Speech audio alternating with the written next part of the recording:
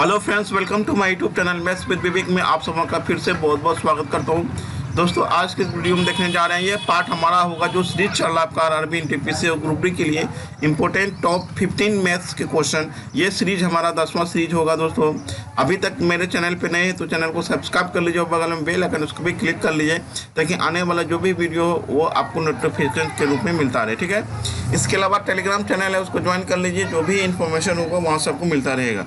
तो चलिए स्टार्ट करते हैं। पहला क्वेश्चन देखिए क्या है कि एक शंकु आइसक्रीम से भरा है। मतलब एक शंकु है जिसमें आइसक्रीम से भरा हुआ है। शंकु के ऊपर आइसक्रीम की ऊंचाई 7 सेंटीमीटर, अर्धगोले की त्रिज्या तथा शंकु की ऊंचाई समान है, तो आइसक्रीम का आयतन कितना होगा। दोस्तों देखिए आइसक्रीम कैसे बना हुआ है। एक शंकु है दोस्तों, ये ऐसे आपका इस पर आइसक्रीम भरा हुआ। ठीक है, ये आइसक्रीम इस पर क्या हुआ, आपको भरा हुआ। ये आपको नीचे क्या हो गया, शंकु हो गया। इसका जो हाइट है दोस्तों, ये जो आपका ये जो ऊपर में आइसक्रीम, इसका हाइट कितना है, 7 है। अर्धगोले की त्रिज्या भी कितना, आपको 7 है। जितना इसका त्रिज्या उतना हाइट भी इसका है, कितना, आपको 7 है। तो पूछा गया इसका आयतन कितना होगा। इस आइसक्रीम का देखिए आयतन कितना होगा। आइसक्रीम का जो आयतन होगा वो देखिए कितना होगा, वो इसमें होगा आपको शंकु का आयतन, शंकु का आयतन प्लस अर्धगोला का आयतन। ठीक है, ये होगा। ठीक है, अर्धगोला का आयतन होगा दोस्तों, ये होगा आपको आइसक्रीम का, ये पूरे का आयतन जो होगा। तो शंकु का आयतन कितना होता है दोस्तों, शंकु का होता है 1/3 पाई आर स्क्वायर एच होता है, और अर्धगोला का आयतन कितना होता है 2/3 पाई आर क्यूब होता है। ठीक है, अब देखिए यहाँ पे क्या है कि त्रिज्या क्या है कि हाइट के बराबर है, तो हमको इसको लिख सकते हैं 1/3 पाई आर क्यूब। ये हो जाएगा कितना, हमको 2/3 पाई आर क्यूब हो जाएगा। 1/3 पाई आर क्यूब कॉमन ले लीजिए, यहाँ पे क्या बचेगा 1, यहाँ बचेगा 2। फाइनली कितना हो गया 1/3 पाई आर क्यूब इंटू 3 हो गया, 3 कट गया।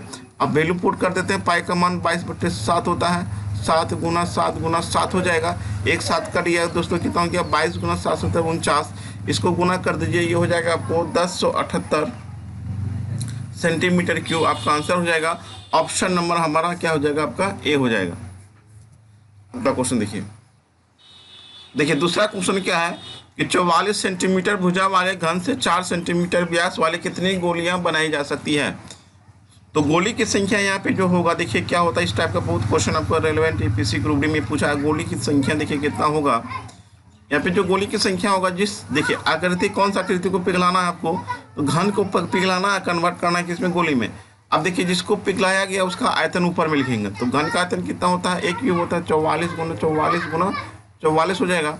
गोले का आयतन होता है 4/3 पाई आर क्यूब होता है। आर का मान यहाँ पे चूंकि आपका डी 4 है तो आर कितना हो जाएगा, आपको 2 हो जाएगा दोस्तों। ये हो जाएगा आपको 2 गुने 2 गुना 2 हो गया। इसको चलिए यहाँ पे एक बार और सॉल्व कर लेते हैं। 44 गुना 44 गुना 44 हो गया।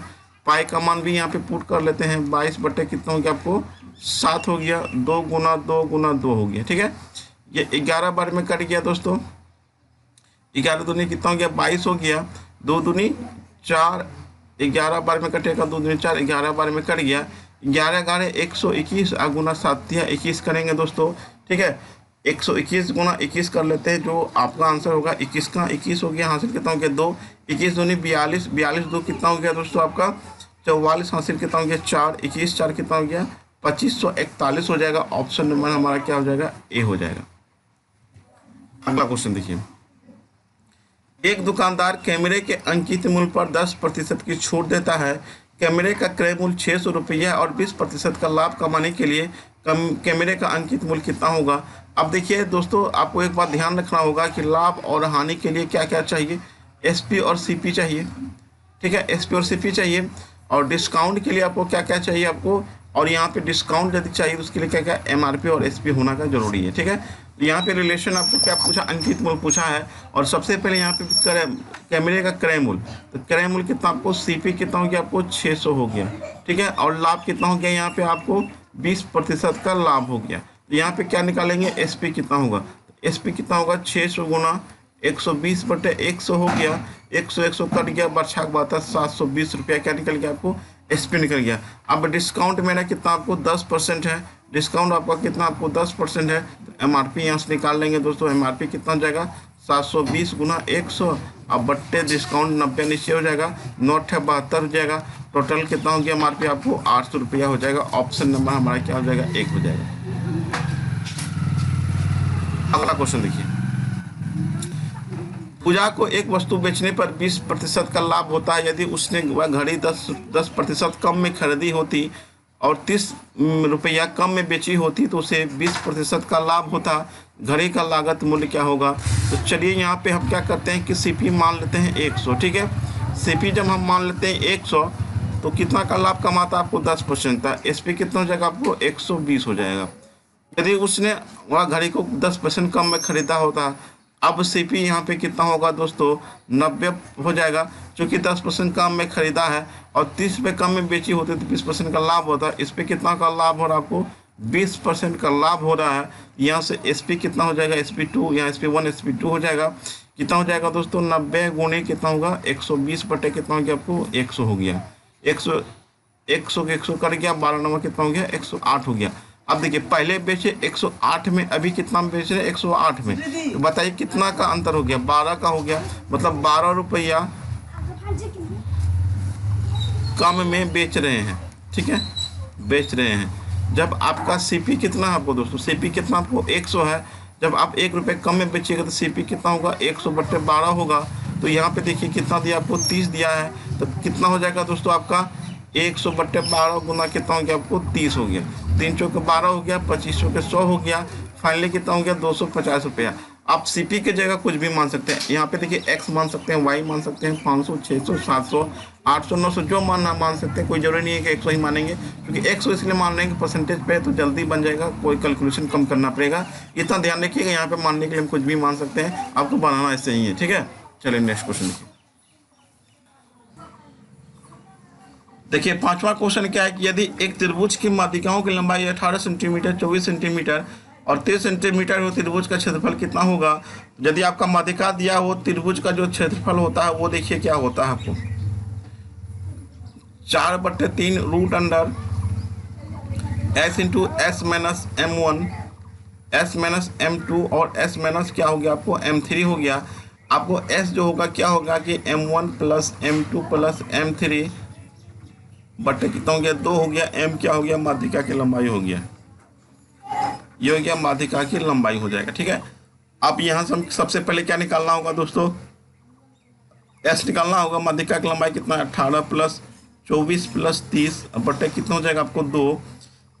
ये कितना हो गया दोस्तों आपका, ये हो गया आपको 72 बटे 2 बराबर कितना हो गया 36 हो गया। अब हमको एरिया निकाल लेना है त्रिभुज का, कितना हो गया 4/3 हो जाएगा।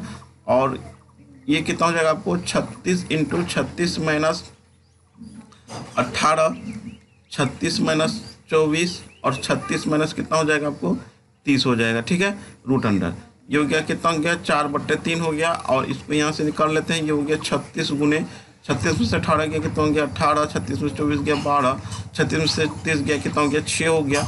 ये हो गया 4/3 गुने 36 का वर्गमूल निकाल लीजिए दोस्तों, कितना हो गया 6 हो गया। अब यहाँ पे 18 है तो 18 को लिख सकते हैं 9 दूनी 18 और 12 को लिख सकते हैं 4 गुना 3 और 6 को लिखेंगे 2 गुना 3।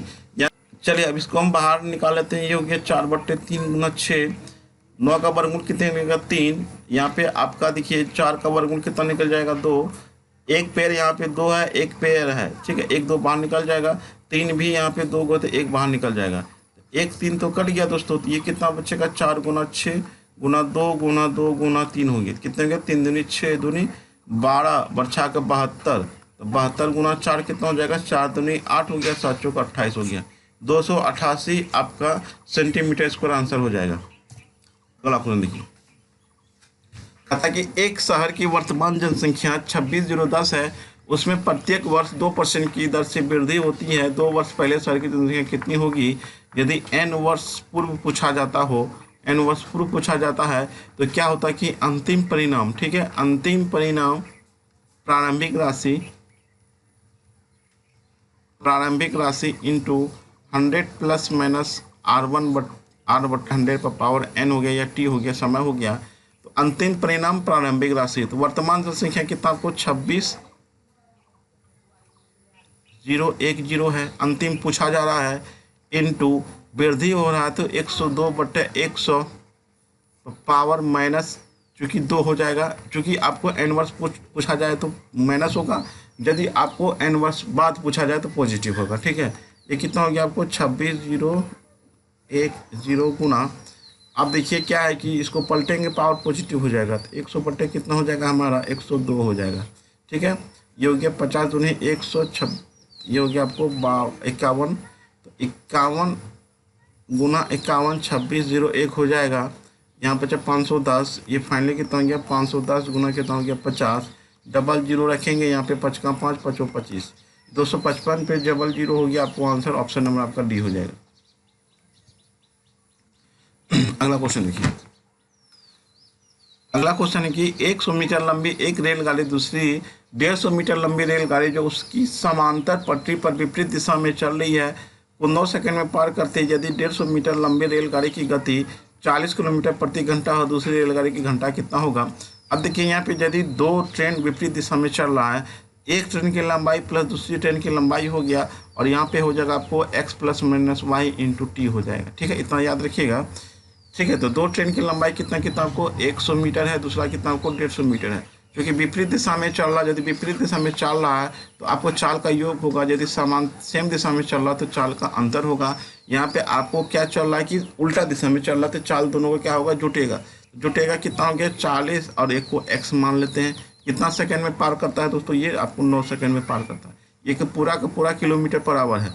150 100 कितना हो गया आपको 250 हो गया, बराबर कितना होगा आपको 40 प्लस x, इसको गुना कर देते हैं 5/18 से, मीटर पर सेकंड में चेंज हो जाएगा दोस्तों। ये 9 हो गया, 9 दूनी कितना हो गया आपको 18 हो गया, 250 200 कितना हो गया आपको 2 से गुना करेंगे 500 हो जाएगा, बराबर ये हो गया 40 प्लस x इंटू कितना हो गया आपको 5 हो गया, ये हो गया आपको 100, बराबर कितना हो गया 40 प्लस x हो गया, x का मान कितना हो गया आपको 60 किलोमीटर पर आवर। इसका आंसर हो जाएगा ऑप्शन नंबर डी हो जाएगा। देखिए अब यहाँ पे कन्फ्यूजन क्या है कि चूंकि हम कन्वर्ट कर दिए मीटर पर सेकंड में, लेकिन आंसर आ रहा है किलोमीटर पर आवर। एक बात ध्यान रखिएगा, जब आप किसी चीज़ को मानते हैं, हम क्या माने थे यहाँ पे चाल को, जब हम मान लिए x बराबर x किलोमीटर पर आवर, तो दोस्तों जब भी आंसर आएगा तो किलोमीटर में आएगा। बच्चों कि हम सॉल्यूशन किए हैं, इसको हम बाद में सॉल्यूशन किए हैं, मीटर पर सेकंड में चेंज किए, क्या किए नहीं किए उससे कोई मतलब नहीं है। हम माने थे किलोमीटर पर आवर, जो माने थे वही आंसर आएगा दोस्तों। ठीक है, चलिए नेक्स्ट क्वेश्चन। अगला क्वेश्चन क्या है कि 20,000 रुपया का 40% की वार्षिक दर से अर्धवार्षिक ऋण पर 1 वर्ष का चक्रवृद्धि ब्याज कितना होगा। यदि अर्धवार्षिक हो तो आपका आर क्या होगा, आधा होगा दोस्तों। आर क्या हो जाएगा, आधा हो जाता है 40/2 बराबर कितना हो गया 20% होगा, और टाइम क्या होता है 2 गुना हो जाता है, 2 गुना 1 हो जाएगा, कितना होगा आपको 2 वर्ष हो जाएगा। तो आपका दर कितना आपको 20% है। इसको 2 वर्ष का जो ब्याज होता है वो कितना होता है आपको R1 plus R2 plus R1 into R2 बटे क्या होता है 100 होता है। ये हो गया 20 प्लस 20 प्लस 20 गुना 20 बटे कितना आपको 100 हो गया। ये हो गया आपको 44%, 0 0 कट गया, 2 3 4, 44% हो गया। टोटल ब्याज जो परसेंटेज मिलेगा दोनों साल का कितना मिलेगा 44%। तो 20,000 का 44% कितना हो जाएगा दोस्तों आपका, ये 2 जीरो यहाँ पे कट जाएगा, बच्चे का 2 जीरो, 4 दूनी 8, 4 दिन 8 हो गया, 8800 रुपया आपका क्या होगा चक्रवृद्धि ब्याज हो जाएगा। अगला क्वेश्चन कहता है कि 3 क्रमागत सम संख्याओं का औसत a है। यदि अगली 5 सम संख्याओं को शामिल कर लिया जाए तो इन 8 संख्याओं का औसत क्या होगा। तो मान के चलिए कि कोई सम संख्या मान लेते हैं 2 है, अगला कितना होगा 4, और अगला कितना होगा 6 होगा। इसका जो एवरेज होगा दोस्तों कितना होगा, एवरेज क्या होता है कि फर्स्ट और लास्ट को जोड़ के 2 से भगा देते थे, 6 2 8, 8 में से 2 भगा देंगे कितना हो गया आपको, आपका 4 हो जाएगा एवरेज।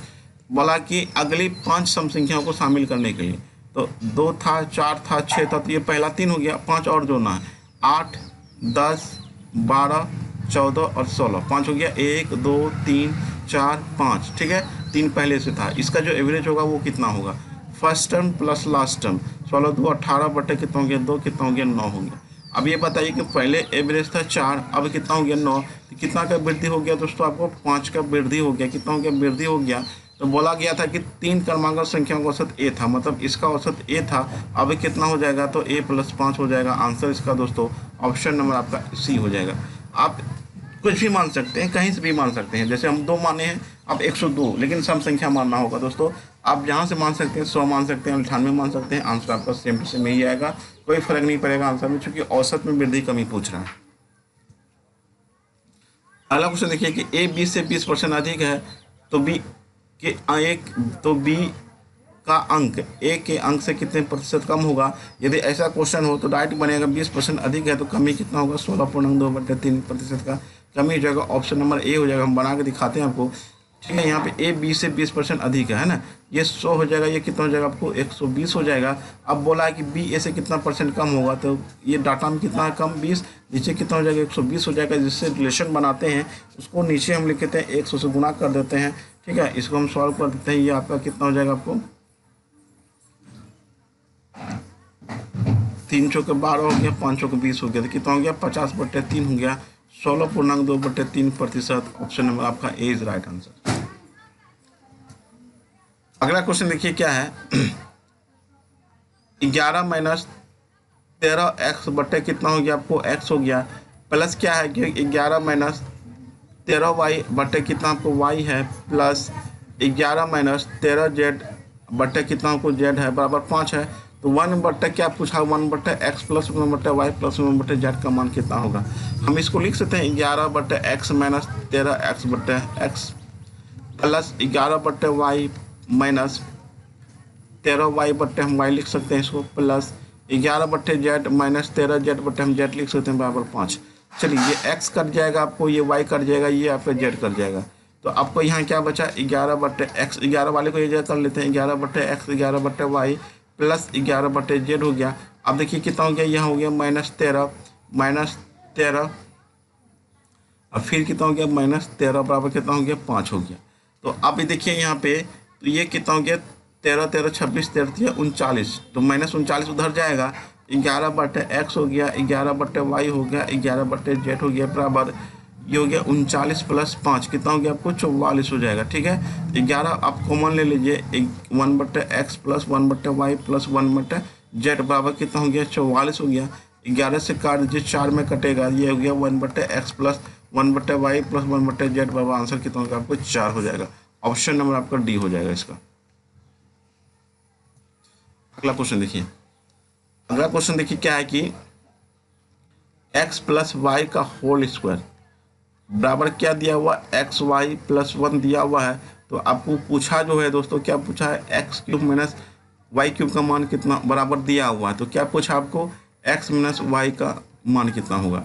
चलिए दोस्तों इसको हम लिख सकते हैं x square plus y square plus 2xy बराबर एक्स वाई प्लस 1। तो आप इसको इधर लेते हैं, ये हो जाएगा x square plus y square, इधर आएगा तो कितना होगा आपको माइनस, ये हो जाएगा आपको बचेगा कितना आपको एक्स वाई बराबर कितना हो गया 1 हो गया। एक डाटा ये हो गया दोस्तों। उसके बाद आपको पता कि एक्स क्यूब वाई क्यूब बराबर कितना होता है एक्स माइनस वाई इंटू क्या होता है आपको x square plus y square plus x y होता है।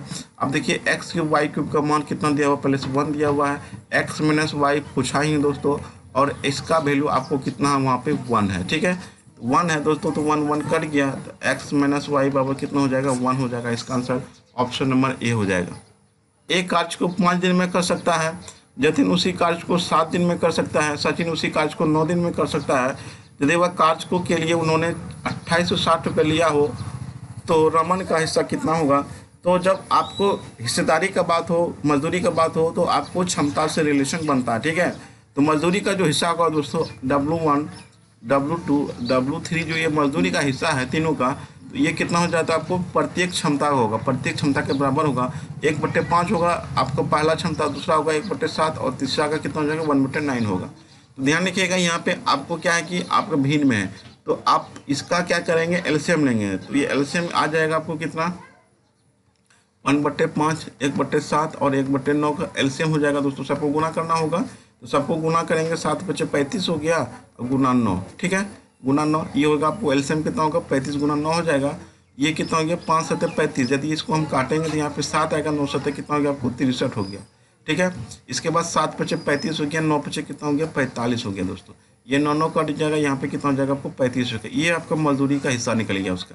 तो हमको क्या पूछा है दोस्तों, रमन का हिस्सा कितना होगा, तो रमन का जो होगा पहला ही डाटा होगा, तो रमन का जो हिस्सा होगा दोस्तों, रमन का कितना होगा, जिसका रेशियो लेंगे उसका, जिसका हिस्सा लेंगे उसका रेशियो लेंगे गुना टोटल राशि कितना दिया है 2860 हो गया, और नीचे अनुपात का योग हो जाएगा 5 5 10 3 13 हो गया, 3 4 3 7 6 13 13 एक कितना हो गया 14 हो गया दोस्तों। ये 2 बार में कटेगा दोस्तों, ठीक है। 20 हो गया, यहाँ पे फाइनली आंसर कितना हो गया 0 हो गया, 3 दूनी 6 हो गया, 6 दूनी 12 हो गया, 1260 रुपये हो जाएगा। ऑप्शन नंबर ए हो जाएगा। अगला क्वेश्चन देखिए, 3200 रुपया को ए बी तथा सी में क्रमशः 3:5:8 में बांटा जाता है। बी और सी के हिस्से का अंतर कितना होगा दोस्तों, बी और सी के हिस्से का अंतर, देखिए ये ए हो गया, ये बी हो गया, ये सी हो गया, तो दोनों के रेशियो का अंतर कितना हो गया आपको 3 हो गया।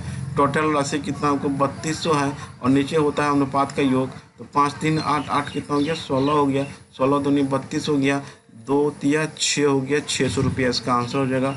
ऑप्शन नंबर हमारा क्या हो जाएगा, बी हो जाएगा। तो आपको ये वीडियो कैसा लगा हमें कमेंट के माध्यम से बताइए, पसंद आए तो लाइक जरूर कीजिएगा। मिलते हैं हम अगली वीडियो के साथ। Thanks for watching.